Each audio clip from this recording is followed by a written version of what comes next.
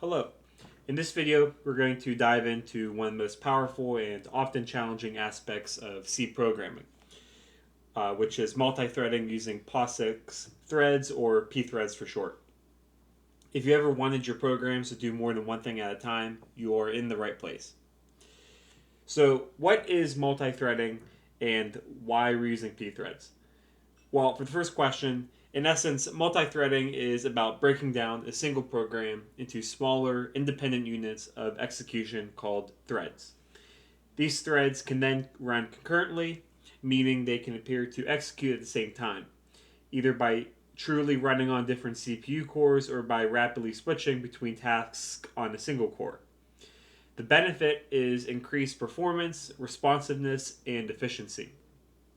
This is especially true for tasks that can be parallel. On Unix-like systems, Linux, Mac OS, and many others, the standard for doing this is the POSIX Threads library, or pthreads. It provides a robust API for thread creation, management, and synchronization. Before we jump into the code, a quick note on compilation. When working with pthreads, you will need to link the pthreads library. With GCC, that is as easy as adding the -pthread flag, like this. So again, that flag is required during compilation. For example, today we're going to create a simple program where the main thread spawns two other threads. Each of these worker threads will perform a basic calculation and print message. We will also introduce a simple way to protect shared data. So let us start with our header files. So first we're going to include the studio library and this is going to be for printf. Next we need to include the std lib library for the exit. Then we need to include the pthread library in general. And then finally, we need to provide the Unix-like library for the sleep function. The crucial one here is obviously the pthread.h. The others are standard for I/O and utility functions. Again, we will use Unix-like.h for sleep and to simulate some sort of work. Now let us look at our shared data and a key synchronization primitive, which is the mutex. So the first thing we need to do is define an int. We're going to call it shared counter, and we're going to initialize that to be 0. So that is the global variable that is shared by the threads. Next, we need to define a pthread mutex, and we're going to call it counter mutex. This is the mutex to protect the shared counter. Shared counter is a global variable. When multiple threads try to modify this simultaneously, we can run into what is called a race condition. To prevent this, we will use pthread mutex t, that variable, which is a mutual exclusion lock. Only one thread can hold the lock at a time. This ensures exclusive access to the shared counter. Next, we need to define the core logic that each new thread will create. So we're going to do that. We're going to make a function called void, and then we're going to call it worker function. And then inside we're going to pass in void arguments. In here we're going to create a thread ID, and we're going to initialize that to be a cast and dereference argument. Next, we're just going to print saying that we're going to start some work. So we're going to do thread starting work. So if it's thread 1 that's starting work, or thread 2 or 3 or so on and so forth, that's why we are using the decimal we're inserting that in the printf statement. Next, we're going to actually simulate some work. So we're going to do sleep, and I'm just going to set that to 1. So here that's just simulating some sort of work for this example.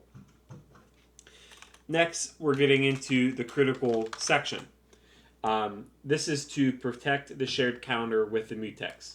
So we're going to do pthread mutex lock, and then we're going to assign the address of the counter mutex. So what this is doing, this is simply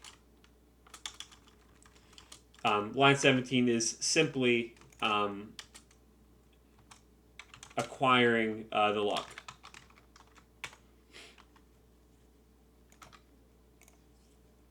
Next, we are going to modify the shared data. So here we're just going to simply increment the shared counter.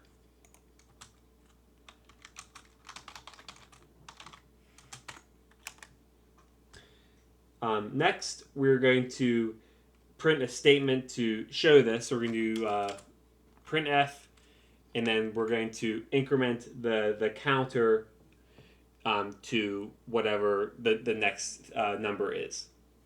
So that's, again, we're going to use printf here and using the decimal arguments. Next, we're going to release the lock. So we're going to do that with the pthread mutex unlock function. And then again, we're passing in the address of the counter mutex. And then finally, we're going to say that we're finished with the work. And we're going to exit. We're going to exit the thread. So again, as a overview of what we just did, the worker function, thread functions always have this sort of signature. They take a single void argument and return a void. We cast arg back to an int to get our thread ID. Again, the sleep function simulates a computationally intensive task, so we could set that to 100 if we wanted, but for sake of this video, we figured that's not necessary.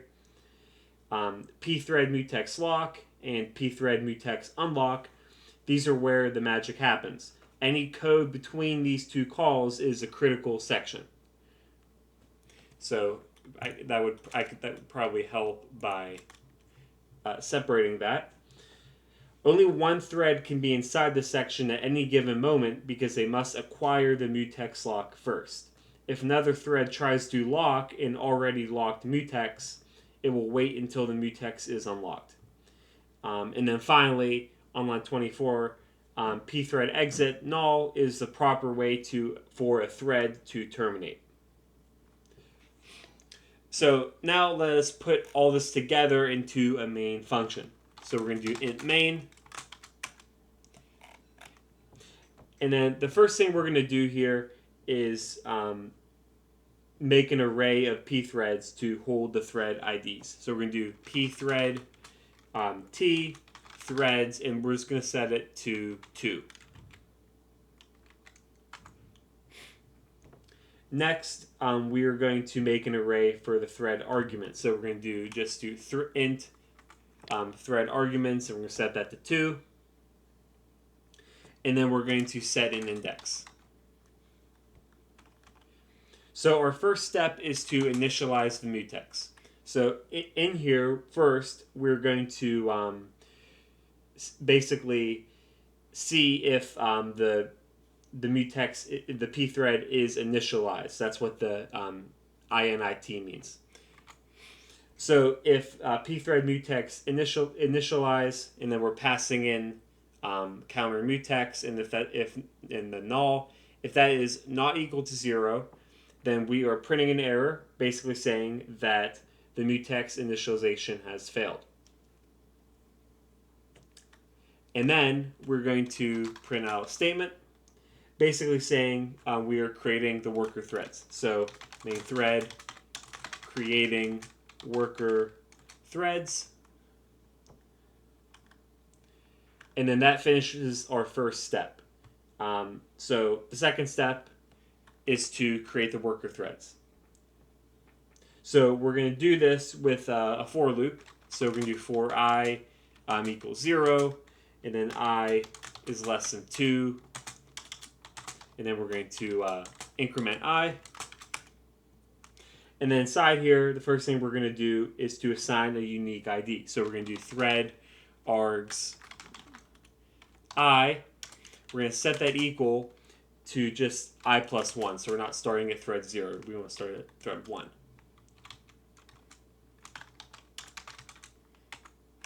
The next thing we're going to do here is we're going to make sure that the thread was actually created. So we're going to do a similar thing here.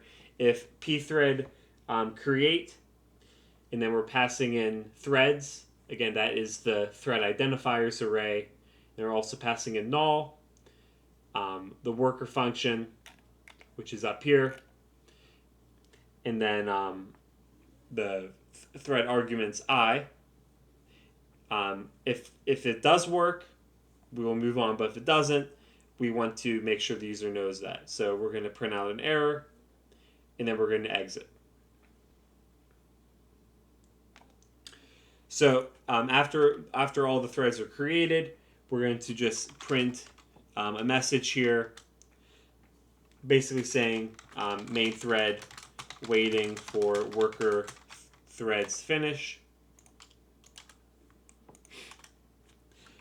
And then we're going to move on to step 3, which is joining the threads. So we're going to do another for loop for I equals 0, and then we're going to make that to 2, and then we're going to increment I. And then inside here, we're going to, again, join the thread. So we're going to do if pthread join threads threads I null. If that's not equal to 0, there's an error. Again, the threads is our thread identifiers array.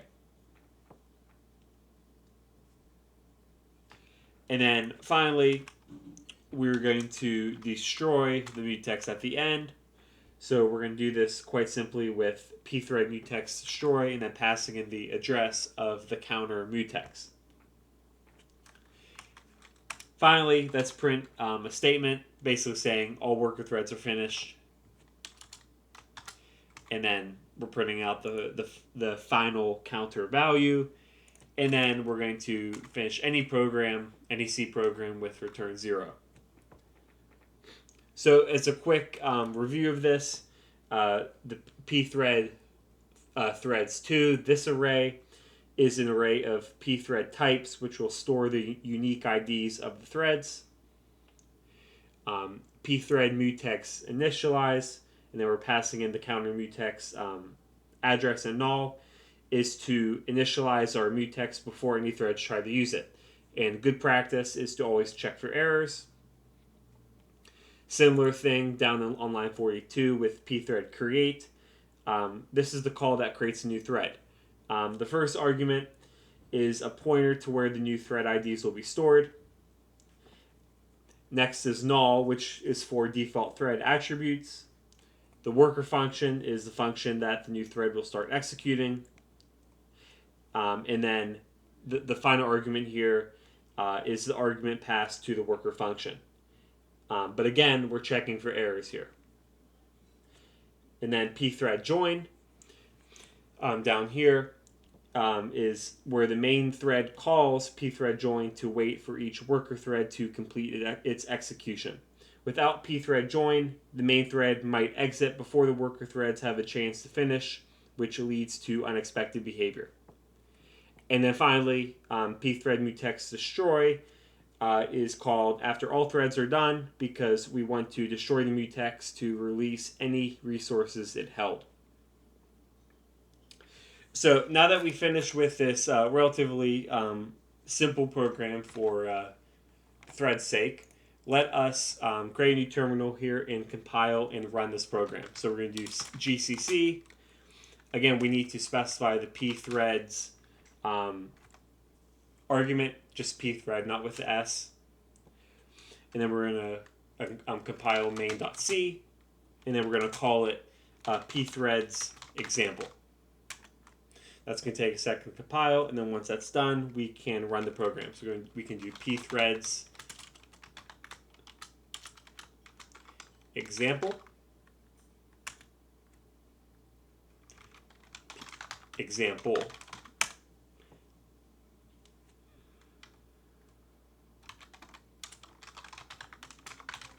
Sorry about that. So the main thread starts creating the worker threads, and then once that's done, we are waiting for the worker threads to finish.